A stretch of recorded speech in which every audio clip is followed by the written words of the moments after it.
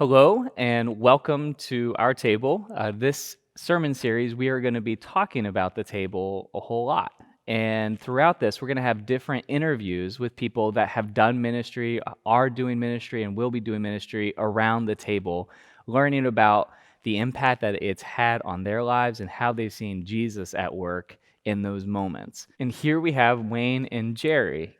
I wanted to ask, how has accepting God's grace transformed your life and moved you to sharing that with others? Well, my story is pretty normal kind of a story that you would think that within accepting Christ. I was a young little girl, grew up in a Christian family, parents who loved Jesus and accepted Christ at a very young age. It's not a big transferable kind of thing because I've known Christ from the time I was very young and accepted Him very young. And what a blessing that has been for me. So my story isn't this dramatic story that's changed my life completely, but it's good to know that God was always there from the very beginning to today, in the good times and the bad times. And trusting Him has always been very important in my life. My story's a little different. I grew up in the church. I mean, from the time I was born all the way up through all my life, I've gone to church. But I can't tell you the exact moment that I accepted Christ. It was a gradual thing, I think. There were some things here at First Church that happened later on. Got in BSF and started Bible studies. And probably the one event or group of events that really reinforced my faith and strengthened my faith when we went on our Promise Keepers trips. Can you tell us a little bit? I mean, over the years, you have opened your home and opened your table to many, many different people. Can you tell us how you've seen God at work through the opening of your home and through the opening of your table? When we moved into Williamsport, I was a school counselor. I started out as a counselor in Williamsport. And I remember one day there was a young lady that came into the area that was homeless. Her mother was, quite frankly, a prostitute. She had nothing. She was all by herself. And I started working with her and counseling her.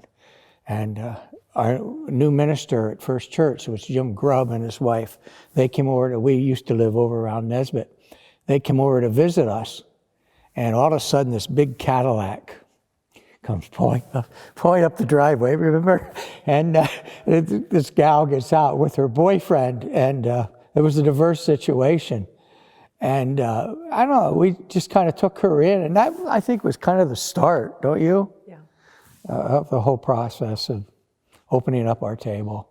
So you say that's a start. How is it that kind of shifted things in your lives? Like, how did that start to change your perspective on welcoming people that way? So much need. I think she was such a needy person.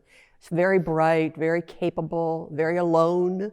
She didn't have any connections anywhere else. She trusted Wayne as a counselor, then she trusted us, and she was in need. And we had three little babies, three little kids. I was a church choir director, and Wayne was a counselor at that time. We didn't have very much money, and I remember her saying to Wayne, "I need $100 so that I can pay my tuition process at Penn College, but I don't have that $100, so either you need to give it to me or I'm going to go steal it." I mean, she was very straight. Margie was very straight, told you exactly what she thought. So somehow, out of our finances, we gave her $100. She went to school, she finished Penn College, she became a nurse. So it was God nudging us saying, are you willing to take this step and give? You have more than she has. You have so much more. And how much are you willing to give back? And that snowball thing has really worked through the years for our ministry with the Lord and walking with Him. And then we had one of my students that came to us one Sunday morning who was very ill, who we built a relationship with, and she stayed with us for 6 years. And she's now a practical nurse and has a child, and we continue to think of her as family. She's our family. She taught us so much about people and about cultures and about life. and living with us, and the tragedies and the difficulties that they dealt with their life. We didn't deal with anything like that, and we didn't understand what it was like being black in a white culture. We didn't understand what it was like being homeless. We didn't understand what it was like to be poor and be hungry, but we learned because God opened the doors to us to be able to do that. Around the table, that dining room table of ours has had 30, 35 people, whether it was Thanksgiving or whatever, or just 3 of us sitting and sharing and crying.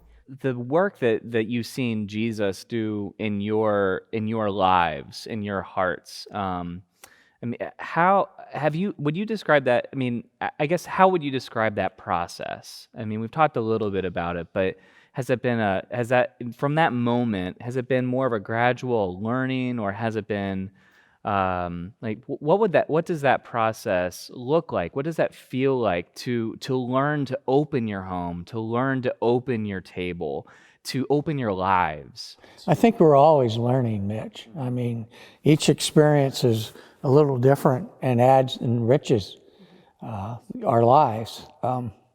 Some are good. Sometimes they're disappointing. You know, Gerry mentioned a little bit about the one, but yeah, the feeling is good to know that that you're trying, that you're reaching out to others.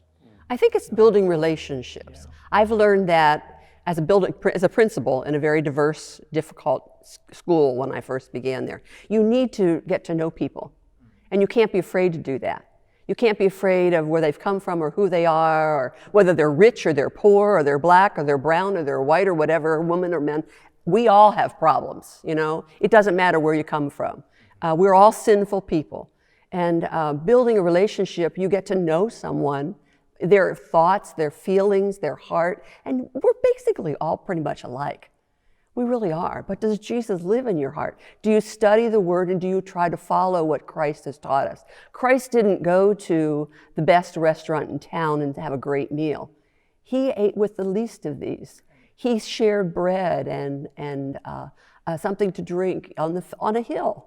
You know, they had a picnic. There just happened to be thousands of them, and they didn't have a lot, but he always provides. And so the more you study the Word, the more you get to know Christ, the more you want to be like him, the more you open your heart and build relationships with others so that they can come to know him. That's our greatest desire, is that those that have been around our table, whether they're grandchildren, which are 11 of them, or they're their friends, or they're people that we don't know, we want you to know Christ like we know Christ, and to live this wonderful, blessed life with him.